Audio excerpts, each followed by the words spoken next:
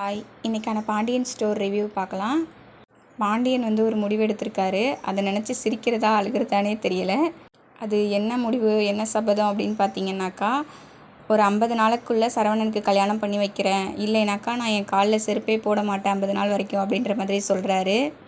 அப்புறம் எல்லோரும் என்னப்பா இப்படி முடிவு எடுத்துட்டீங்க, வெயில் காலமாக இருக்குது, காலில் செருப்பு போடாமல் எப்படி அப்படின்லாம் சொல்லி கேட்குறாங்க. அவர் சொல்கிறாரு, நான் சின்ன பிள்ளையிலேருந்து நான் செருப்பாக போட்டுக்கிட்டு நடந்துகிட்டு இருந்தேன், இப்போ தானே கொஞ்சம் நாளாக போகிறேன், அதெல்லாம் நான் நடந்துக்குவேன் அப்படின்னு சொல்கிறாரு. எல்லாம் அது ஒரு பெரிய ப்ராப்ளம் மாதிரி க்ரியேட் பண்ணுறாங்க.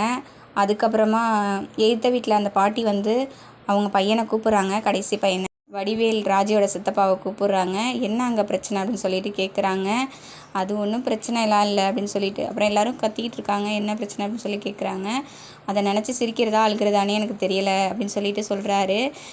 சரவணனுக்கு கல்யாணம் ஆகிற வரைக்கும் நான் 50 நாளைக்குள்ளே கல்யாணம் பண்ணி வைப்பேன், அப்படி இல்லைனாக்கா நான் காலில் செருப்பே போட மாட்டேன் அப்படின்ற மாதிரி சொல்கிறாரு மச்சான் அப்படின்ற மாதிரி சொல்கிறாரு.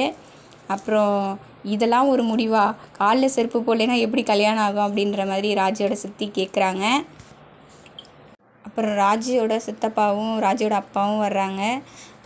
அவன் செருப்பு போட்டான் என்ன, போடாட்டி என்ன, நீங்கள் உங்கள் வேலையை பாருங்கள் அப்படின்ற மாதிரி திட்டுறாரு. அவன் கல்யாணம் அப்படியே ஆகிற மாதிரி இருந்தாலும் நான் ஆக விட மாட்டேன் அப்படின்ற மாதிரிலாம் சொல்லி திட்டிகிட்டு இருக்காரு. இதோட இந்த ப்ரோமோ முடியுது. Thank you for watch.